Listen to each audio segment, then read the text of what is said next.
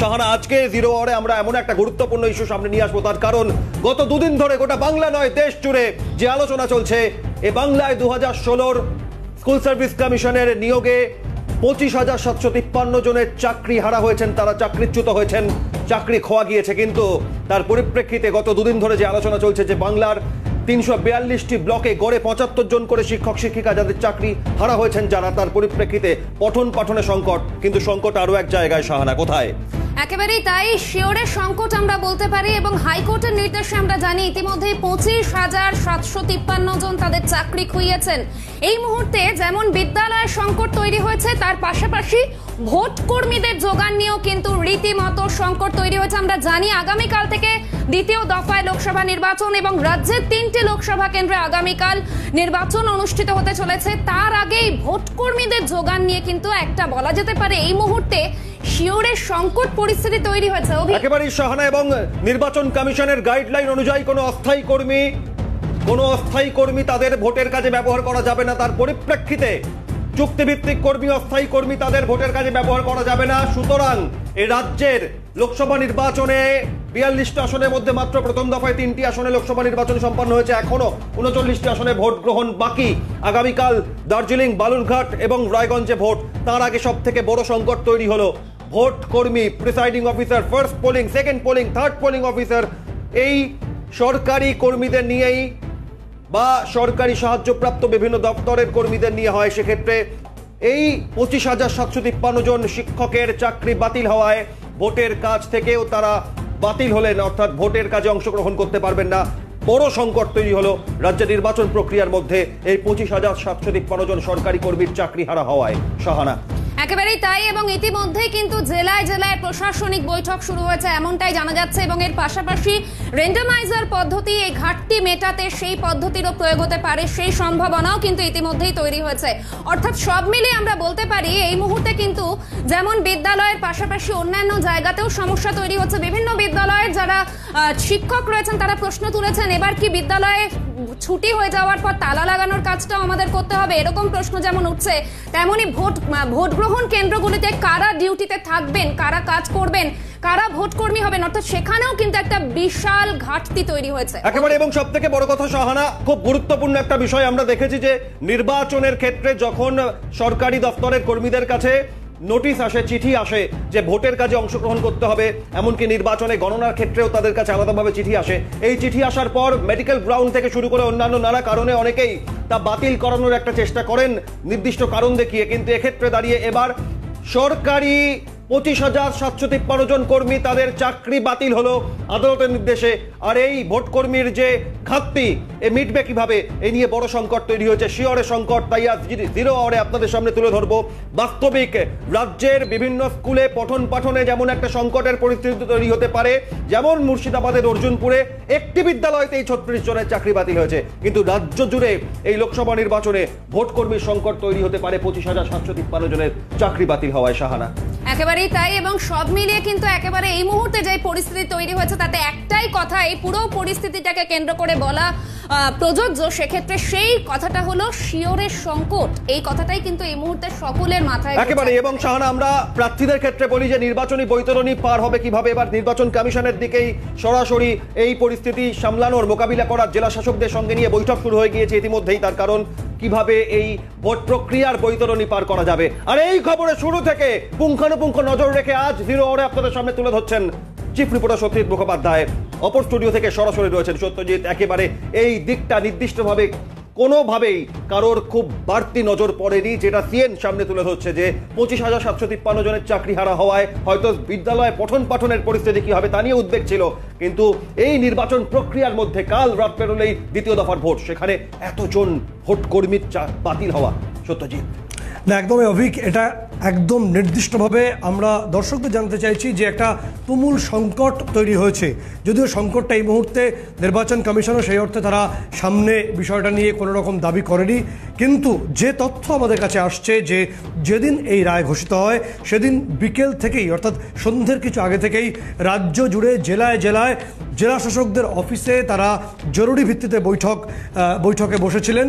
এবং তারপর কিভাবে এই যে বিপুল সংখ্যক 25,753 জন হঠাৎ করে নেই, ফলে তারা তো শুধুমাত্র শিক্ষক ছিলেন না, তারা তো ভোট কর্মীও হিসেবে কাজ করেছেন এর আগে। ফলে এই যে সংকটটাকে কী করে মেটানো যায়, তোমাকে বলবো যে প্রথম বিষয় যেটা হলো জেনে রাখা প্রয়োজন যে রিপ্রেজেন্টেটিভ পিপলস অ্যাক্টে 1951 সালের যে আইন রয়েছে তাতে যে কোনো সরকারি কর্মীকে যে কোনো সময় অর্থাৎ ভোটের নির্বাচন চলাকালীন তাকে ভোটের কাজে যেতে হতে পারে। এটা একটা ম্যান্ডেটরি, একটা বাধ্যতামূলক বিষয়। এখানে প্রথম বিষয় হলো যে আজকের সময় দাঁড়িয়ে এই যে বিপুল সংখ্যক কর্মী হঠাৎ নেই, ফলে এই সংকটটা কিভাবে মোচন করা যেতে পারে। কারণ প্রথম সমস্যা হচ্ছে প্রচণ্ড গরম। এই গরমে এত বড় একটা জটিল কাজ ভোট পরিচালনা, সেটা খুব সংকটের ব্যাপার। এবং তুমি তো জানো যে পশ্চিমবঙ্গে বারে বারে নির্বাচনের সময় বিভিন্ন ধরনের ঘটনা ঘটে বা হিংসাত্মক ঘটনা ঘটে। ফলে অনেক ক্ষেত্রেই এটা জানা গেছে, যদিও এটা অফিসিয়ালি কিছু আসে না, কিন্তু আনঅফিসিয়াল অনেকেই স্বীকার করেন আড়ালে আবডালে যে ভোটের কাজে বিভিন্ন প্রান্তিক জেলায় গ্রামে যেতে অনেক সমস্যায় পড়তে হয়, অনেক রকম বিপদের আশঙ্কা তারা করেন। এবং অতীতেও দেখেছি যে মারধর হয়েছে প্রিজাইডিং অফিসারকে, বুথ ভাঙচুর হয়েছে। ফলে অনেকেই একটা আতঙ্কের মধ্যে থাকেন।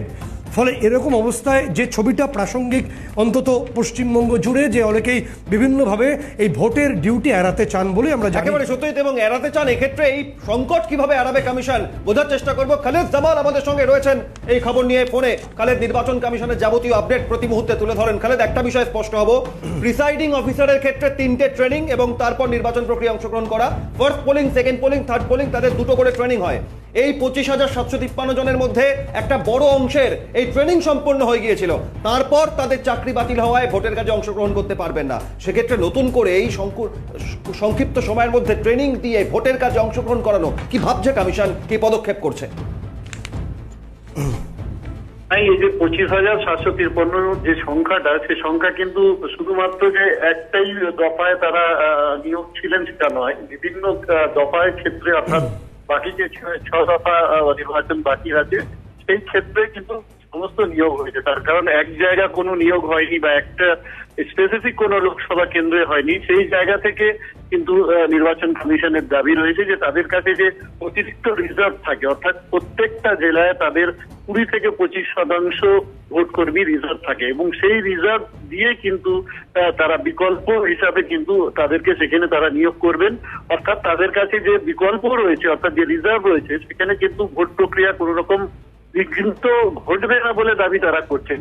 তবে আর একটি অংশ যেটা বলছেন যে প্রত্যেকটা জেলায় বা প্রত্যেকটা লোকসভা ক্ষেত্রে অন্তত কিছু না হলেও 700 ভোট কর্মীর একটা অভাব দেখা যেতে পারে, এরকম একটা প্রবল সম্ভাবনা রয়েছে। তার কারণ এই যে সংকটের কথা বলা হচ্ছে, এই সংকট কোথায় না কোথায় ভোট প্রক্রিয়ায় তার প্রভাব ফেলবে, এটা কিন্তু নিশ্চিত। তার কারণ যেভাবে হঠাৎ করে এই 25,753 জনের যে চাকরি বাতিল হওয়ার পরে তাদেরকে ভোট প্রক্রিয়ার বাইরে রাখার যে সিদ্ধান্ত, সেই সিদ্ধান্তে কোথায় না কোথায় ভোট প্রক্রিয়ার যে প্রভাব একেবারে এবং অর্থাৎ খালেদের কথা স্পষ্ট, 342টি ব্লক রাজ্যে, সেই প্রত্যেকটা ব্লক থেকেই এই নিয়োগ হয়েছিল।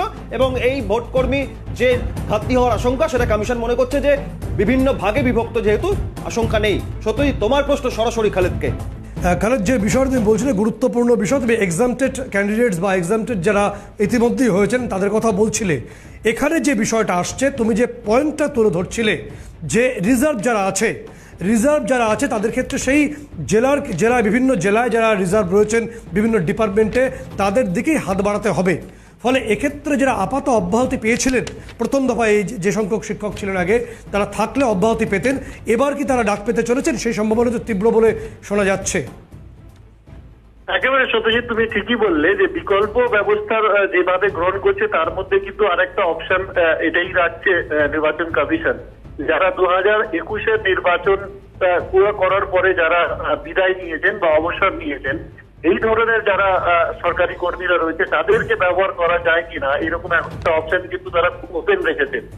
অর্থাৎ যদি সেই রকম কোনো ঘাটতি দেখা যায়, যেখানে রিজার্ভ যারা ভোট কর্মীরা রয়েছে তাদেরকে নিয়োগ করার পরেও যদি কোথায় দেখা যাচ্ছে যে সেই ঘাটতিটা হচ্ছে, তাহলে সেক্ষেত্রে এই সম্ভাবনাটাও কিন্তু প্রবল যে তাদেরকে, অর্থাৎ অবসরপ্রাপ্ত যারা কর্মীরা রয়েছেন তাদেরকেও কিন্তু এইভাবে নিয়োগ করে নির্বাচন কমিশনের যে আইন রয়েছে সেই আইন অনুযায়ী তাদেরকে নিয়োগ করে এই যে ঘাটতি, সেই ঘাটতি মেটানোর একটা বড় সম্ভাবনাও রয়েছে।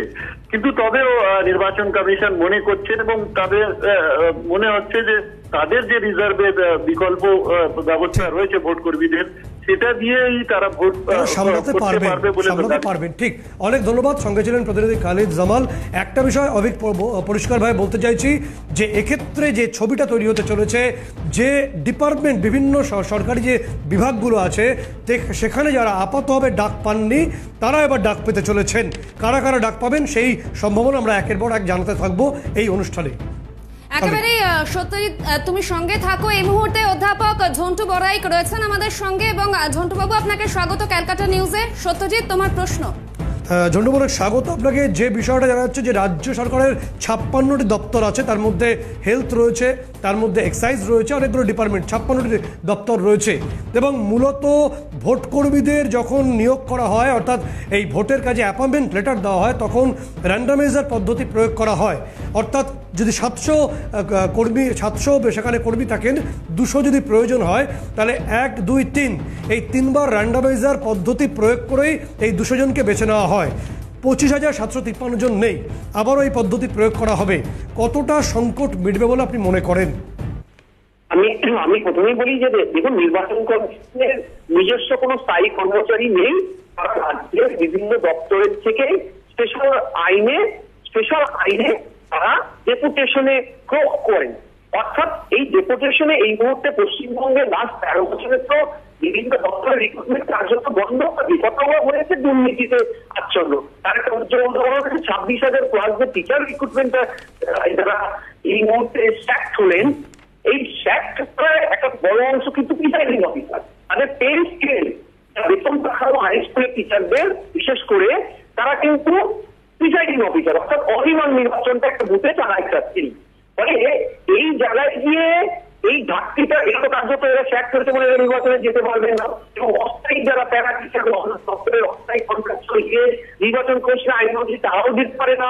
ফলে এই জায়গায় এই ঘাটতিটা পূরণ করতে এমার্জেন্সি সার্ভিস জন্য, বিশেষ করে আপনি যেটা বললেন মেডিকেল দপ্তরগুলো, সেখান থেকে তা নিতে বাধ্য যদি হয়, সেক্ষেত্রে একটা সাংঘাতিক সংকট তৈরি হবে। এবং এই সার্ভিস সেক্টরগুলোতে কিন্তু কোনো পরিস্থিতিতেই অন্য কোনো জায়গায় এনগেজ করা যায় না, কারণ এটি হচ্ছে ইমার্জেন্সি পদ। যে তথ্য আমরা জানতে পারছি যে শিক্ষক অনেক কমে যাওয়াতে, যেহেতু তারা কাজ করেছিলেন আগের ভোটে, ফলে এবার যেহেতু মূলত ব্যাংকে এখনো পর্যন্ত তথ্য আমাদের কাছে আছে যে 15 to 20% ব্যাংক কর্মীরা তারা ভোটের কাজের অ্যাপয়েন্টমেন্ট লেটার পেয়েছেন, কিন্তু যেহেতু এবং তাদের মূলত কাউন্টিংয়ের দিন ব্যবহার করা হয় বলে আমরা জানি, কিন্তু এই বিপুল সংখ্যক কর্মী না থাকায় ব্যাংক কর্মীদের আরও বেশি করে নিয়োগ করা হতে চলেছে ভোটের কাজে বলে তথ্য পাচ্ছি। এবং একই সঙ্গে বিমা কর্মীদের তাদের কাউন্টিংয়ের পাশাপাশি পোলিংও ব্যবহার করা হবে। কি ছবিটা?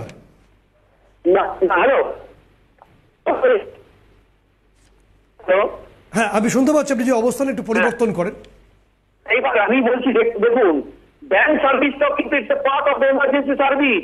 ব্যাংকিং মানে ইকোনমিক সার্ভিসে যদি এইভাবে দ্রুত দফায় তাদেরকে এনগেজ করা হয়, কার্যত মনে রাখবেন 4 থেকে 5 দিন করে ব্যাংক বন্ধ যাবে। এন্টার ভারতবর্ষের সার্বিক চিত্রে কিন্তু কতটা গ্রস এটা মানে কি বলবো প্রফিট, সে জায়গাটার দিক থেকে যদি বলেন তাহলে ডিক্লাইন করবে, এটা ছোটো। দ্বিতীয় হচ্ছে নির্বাচন কমিশন আইনে অবসরপ্রাপ্তদের যদি আনতে হয়, মনে রাখবেন এটা এমন দপ্তর নির্বাচনের কাজ যারা পার্মানেন্ট কোন একটা বন্ধের জায়গায় থাকে সরকারি ভাবে। আপনি বাইরে কনসেন্ট থেকে আসতে পারেন, কিন্তু পারবেন না, কারণ আমার বন্ডেড নয় ভারত সরকারের সাথে বা পশ্চিমবঙ্গ সরকার বা কোন একটা রাজ্য সরকারের সাথে। ফলে এই জায়গাটায় কিন্তু স্পেশাল অ্যাক্ট আনতে হবে। আমি আপনাকে পরিষ্কার বলি, সার্বিকভাবে এই ভোটের মধ্যে এটা কিন্তু একটা বিপর্যয়ের স্তরে পৌঁছে গেল। ঠিক ঠিক, অনেক ধন্যবাদ সঙ্গে থাকার জন্য। অধ্যাপক ঝন্টু বড়াইক ছিলেন। সামনে একটা বিষয় পরিষ্কার, যে ছবিটা পরিষ্কারভাবে উঠে আসছে সেটা হলো যে এবার আবারও র্যান্ডামাইজার প্রসেসকে তারা ব্যবহার করবেন। এবং রাজ্য সরকারের 56টি দপ্তর আছে, তার মধ্যে হেলথের কর্মীরা তাদের থেকে সংখ্যাটাকে যদি কম না হয়, কারণ হেলথ যেহেতু অত্যন্ত গুরুত্বপূর্ণ একটা সেক্টর, কিন্তু তা বাদে অন্যান্য সমস্ত সেক্টর, অর্থাৎ কেন্দ্রীয় বিদ্যালয় যেগুলো আছে, একই সঙ্গে বিভিন্ন স্কুল, যারা এখনো পর্যন্ত স্কুল টিচার যারা ভাবছেন ডাক পায়নি তাদের রিমাইন্ডার লেটার যেতে পারে, একই সঙ্গে ব্যাংকের কর্মী যারা এখনো পর্যন্ত ডাক পাননি তারা ডাক পেতে চলেছেন, এবং বিমা কর্মীরা মূলত এদেরকে আবার কল করা হবে এবং ভোটের কাজ একটা ন্যাশনাল ডিউটি বলা হয়, সেই কাজে হয়তো তাদের নিযুক্ত করা হতে চলেছে। সেই ছবিটা বিভিন্ন সূত্রে উঠে আসছে। একেবারে সত্যজিৎ, এবং ব্যাংকিং সার্ভিস, ইমার্জেন্সি সার্ভিসের মতো সেখান থেকেও কর্মীদের এই সংকটের পরিস্থিতিতে মোকাবিলার জন্য ডাক পড়তে পারে এমন সম্ভাবনা তৈরি হচ্ছে। এই খবর নিয়ে আরো বিস্তারিত আসবো এই মুহূর্তে আমরা জিরো আওয়ারে আজ আলোচনা করছি শিওরের সংকট, অর্থাৎ যেই পরিস্থিতি বর্তমানে তৈরি হয়েছে সেই বিষয় নিয়েই আমরা আলোচনা করছি। আমি শাহানার সঙ্গে রয়েছে অভিক এবং রয়েছেন চিফ রিপোর্টার সত্যজিৎ মুখোপাধ্যায়। যেমনটা দেখা যাচ্ছে এই মুহূর্তে কিন্তু একেবারে গোটা রাজ্য জুড়ে একটা অদ্ভুত পরিস্থিতি তৈরি হয়েছে এবং সেখানে 25,753 জন ভোটকর্মীর যেমন ঘাটতি লক্ষ্য করা যাচ্ছে, অন্যদিকে বলা হচ্ছে যে বিমান কর্মী বা ব্যাংক কর্মী সেখান থেকেও একেবারে সহানা, এবং এক্ষেত্রে দাঁড়িয়ে গত দুদিন আগে কলকাতা হাইকোর্টের রায় এবং সেই রায়ের পরিপ্রেক্ষিতে এটা স্পষ্ট 2016 প্যানেল সম্পূর্ণ বাতিল, চাকরিচ্যুত 25,753 জন, বিভিন্ন স্কুলে বিদ্যালয়ে পঠন পাঠনে সংকট তৈরি হতে পারে। কিন্তু তার থেকে বড় সংকট এই মুহূর্তে, যেহেতু রাজ্যে নির্বাচন প্রক্রিয়া চলছে, গোটা দেশের নির্বাচনে রাজ্যে 6 দফায় এখনো 39টা লোকসভা কেন্দ্রে ভোট বাকি, রাত পেরোলে 3 লোকসভা কেন্দ্রে দ্বিতীয় দফার ভোট। সেখানে এই 25,753 জন যারা সরকারি চাকরি হারা হলেন, তারা বিভিন্ন ব্লকে বিভিন্ন লোকসভা কেন্দ্রে সেখানে তারা এই ভোটের ডিউটি পালন করতেন, তারা করতে পারবেন না। এই সংকট পরিস্থিতি মোকাবিলা কিভাবে হবে? সত্যজিৎ মুখোপাধ্যায় চিফ রিপোর্টার রয়েছেন। তবে তার আগে একবার সরাসরি সংগ্রামী যৌথ মঞ্চ, যেখানে রাজ্য সরকারি কর্মচারীরা তাদের ডিএর দাবিতে আন্দোলন করছেন, কিন্তু এই পরিস্থিতি মোকাবিলায় তারা সরকারি কর্মচারী হিসেবে কি ভাবছেন ইন্দ্রনীল সরাসরি জানতে চাইব। এই সরকারি কর্মচারীরা ভোটের কাজে অংশগ্রহণ করেন, এত জনের একসঙ্গে চাকরি বাতিল হওয়ায় কি পরিস্থিতি হতে পারে বলে তারা আশঙ্কা করছেন?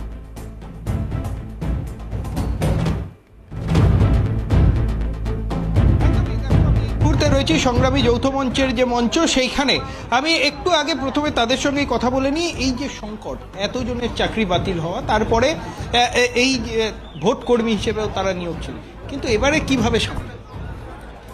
ভোট কর্মী হিসেবে নিয়োগের বিষয়টা নির্বাচন কমিশন বুঝবেন, ওটা তো নির্বাচন কমিশন তাদের নিজেদের মতন করে ঠিক করবেন। এখনো পর্যন্ত তাদের কাছে কি রিপোর্ট আছে না আছে সেটা তারাই বুঝবেন। এখন সংকটটা অন্য জায়গায়। সংকটটা হচ্ছে যে এই যে এত কর্মী হঠাৎ করে এদেরকে চাকরি থেকে বাদ দিয়ে দেওয়া হলো, এটার মধ্যে মূলত দোষী সরকার। কারণ ওএমআর শিট যদি ঠিকঠাক মতন করে প্রকাশ করতে পারতো তাহলে নিশ্চয়ই এই জায়গাটা হতো না। সরকার নিজের দোষটা অন্যদিকে ঘুরিয়ে দিতে চাইছে রাজনৈতিক উদ্দেশ্য চরিতার্থ করার জন্য, যে বিচারপতিদের দিকে। আসলে দোষটা কিন্তু তার নিজের, এটা স্পষ্ট খুব। এবং আমাদের সংগ্রামী যৌথ মঞ্চ কিন্তু সবসময়ই সৎ এবং যারা যোগ্য প্রার্থী, যারা যোগ্য ক্যান্ডিডেট তাদের পক্ষে, যেমন যে সমস্ত যোগ্য প্রার্থীরা এখনো পর্যন্ত রাস্তায় বসে আছে চাকরি পায়নি তাদের পক্ষেও। একদমই সেই জায়গা থেকে আরো একটুখানি জানতে চাইবো, এই যে ভোট কর্মী হিসেবেও তো অনেকে নিয়োগ হয়েছিল, তাহলে তাদের কাজটা এবার কিভাবে করা যাবে? কারণ ভোট প্রক্রিয়া চলছে রাজ্যে। আসলে এই যে যাদেরকে আপাতত চাকরি থেকে সরিয়ে দেওয়ার যে অর্ডার একটা এসেছে, এক্ষেত্রে আরেকটা সরকারের নগ্ন রূপ প্রকাশ পাচ্ছে, সেটা হচ্ছে এই সরকার রিক্রুটমেন্ট তো করেনি। সরকারি কর্মচারীদেরকে যদি রিক্রুটমেন্ট করতো তাহলে আজকে নতুন করে ভোট কর্মী হিসাবে অন্য কাউকে আর নিয়োগ করতে হতো না সরকারি কর্মচারীদের বাইরে। এর থেকে এটাই বোঝা যাচ্ছে যে সরকার নিয়োগ তো করেনি, উল্টে যাদেরকে নিয়োগ করেছে। একেবারে ইন্দ্রনীল নিয়োগ প্রক্রিয়া নিয়ে পরবর্তী সময়ে পদক্ষেপ আমাদের নজর থাকবে। এই মুহূর্তে জিরো আওয়ারের যে বিষয়, সে বিষয়ের দিকে আমরা নজর রেখেছি যে 25,753 জনের চাকরি বাতিল হওয়ায় রাজ্যে ভোট প্রক্রিয়া সম্পন্ন করার ক্ষেত্রে, প্রক্রিয়া চালিয়ে যাওয়ার ক্ষেত্রে কত বড় সংকট তৈরি হতে পারে তা নিয়ে আরো বিস্তারিত জানাচ্ছেন চিফ রিপোর্টার সত্যজিৎ মুখোপাধ্যায়। এই খবর তিনি নজর রেখেছেন। সত্যজিৎ, যেভাবে বিমা কর্মী, ব্যাংক কর্মীদের কথা বলা হচ্ছে, ব্যাংকিং সার্ভিস, ইমার্জেন্সি সার্ভিস, সেখান থেকে যদি সংকট মোকাবিলায় নিয়ে আসা হয় কর্মীদের, আর এক নতুন সংকট তৈরি হওয়ার আশঙ্কা। সব মিলিয়ে পরিস্থিতি কোথায় দাঁড়িয়ে সত্যজিৎ? দেখো, সংকট তৈরি হবে কিনা সেটা তো পরবর্তী বিষয়, কিন্তু রিপ্রেজেন্টেটিভ অফ পিপলস অ্যাক্টে যদি কাউকে সরকারি কর্মীকে বলা হয়, রিটার্নিং অফিসার সেই নির্দেশ দেন, তিনি যেতে বাধ্য। এবং তার পাশাপাশি অভিক যে বিষয়টা উঠে আসছে, যে বিমা কর্মী, যেটা আমরা জানতে পারছি যে এই বিপুল সংখ্যক শিক্ষকের চাকরি অস্তাচলে যাওয়ার পর কারা এবার সেকেন্ড ফেজে এই রিমাইন্ডার পেতে পারেন, যারা অনেকে এক্সামটেড রয়েছেন তারাও ডাক পেতে পারেন। অর্থাৎ একেবারে দুরারোগ্য ব্যাধি, অর্থাৎ ক্যান্সার বা এই ধরনের অসুখ বাদে প্রত্যেকেই যারা অব্যাহতি চেয়েছিলেন তাদেরকে এই সংকটের সময় আসতে হবে, তাদের নির্বাচনের কাজে যেতে হবে। এবং এক্ষেত্রে যারা পরবর্তী যারা স্কুল টিচার রয়েছেন তাদের কাছে এই অ্যাপয়েন্টমেন্ট লেটার বা রিমাইন্ডার লেটার যাবে এবার থেকে বলেই নির্বাচন কমিশন সূত্রে বা বিভিন্ন প্রশাসনিক সূত্রে খবর। একই সঙ্গে ব্যাংক কর্মী, যাদেরকে মূলত কাউন্টিংয়ের দিনই ব্যবহার করা হতো, তারা পোলিংয়ের ডিউটি তাদের পড়তে পারে, সম্ভাবনা তীব্র হচ্ছে। বিমা কর্মীরাও আছেন, একই কাজ, তাদের কাউন্টিং অ্যান্ড পোলিং দুটোই সামলাতে হবে। অর্থাৎ যেহেতু সংকট, এবং তুমি জানো যে একটি বুথের ক্ষেত্রে presiding, first polling, second polling, third polling officer এবং একজন মাইক্রো অবজারভার থাকেন, এদের পাশাপাশি যে বিপুল সংখ্যক কর্মী লাগে সেই কর্মী জোগানোর ক্ষেত্রে খুব গুরুত্বপূর্ণ সিদ্ধান্ত হতে চলেছে। এবং এক্ষেত্রে তোমাকে বলবো যে র্যান্ডমাইজার পদ্ধতি ইউজ করা হবে, অর্থাৎ র্যান্ডমাইজার প্রসেসের মাধ্যমে 1, 2, 3 এই 3টে ভাগে ভাগ করে যে সংখ্যক, যেটা খালেদ কিছু আগে বলছিল, যে সংখ্যক কর্মী কোনো বিভাগে রয়েছেন তাদের থেকে বেছে নেওয়া হবে। এবং যে ডেটাবেস, যে তথ্য আমাদের কাছে আসছে যে সরকারের যে 56টি দপ্তর, সেই 56টি দপ্তরের ডেটাবেস। এক্ষেত্রে আরো একটা বিষয়, তাহলে যাদের নতুন করে ডাক পড়বে তাদেরকে আবার নতুন করে একটা ট্রেনিং এরও ব্যবস্থা করতে হবে এক্ষেত্রে। দেখো তাহলে আগামীকাল যেহেতু দ্বিতীয় দফার নির্বাচন এবং আগামীকাল হয়ে গেলে আরও 36টি লোকসভায় নির্বাচন বাকি থাকবে এই রাজ্যের ক্ষেত্রে, ফলে যে প্রসেসে তাদের ট্রেনিং চলছে সেটা চলতে থাকবে। কিন্তু যাদের নতুন করে ডাক পড়বে তাদের অবশ্যই ট্রেনিংয়ের আওতায় নিয়ে আসা হবে এবং সেটা সম্পূর্ণ করে তাদেরকে নির্দিষ্টভাবে বুথের দায়িত্ব দিয়ে পাঠানো হবে। এই ছবিটাই ক্রমশ পরিষ্কার হচ্ছে। একেবারে সত্যি এক্ষেত্রে আরো একটা বিষয় স্পষ্ট হব যে এই নির্বাচন প্রক্রিয়ায় আপৎকালীন এই পরিস্থিতি, শরণাতীতকালে দেখা যায়নি যে একটা নির্বাচন চলার মাঝে রাজ্য জুড়ে, গোটা রাজ্যে এক লহমায় 25,753 জন চাকরি বাতিল হলো। অর্থাৎ বিদ্যালয় সংকট, নির্বাচন প্রক্রিয়ায় ভোটকর্মীদের সংকট, এই সংকটের পরিস্থিতি আগামী দিনে আরো সুদূর প্রসারী হওয়ার কি আশঙ্কা থাকছে সত্যজিৎ? দেখো একদমই তাই, কারণ সংকট তো অবশ্যই, কারণ এই বিপুল সংখ্যক কর্মীর হঠাৎ করে চলে যাওয়া না থাকাটা, তাদের চাকরি অস্তাচলে চলে যাওয়াটা তো নির্বাচন কমিশন বা প্রশাসন কেউ এক্সপেক্ট করেননি। ফলে এই বিপুল সংখ্যক কর্মীর জায়গা কারা পূরণ করবেন, এবং তোমাকে মাথায় রাখতে হবে এরা প্রত্যেকেই গতবারের নির্বাচনটা করেছিলেন অধিকাংশই, এবং তারা ট্রেন্ড।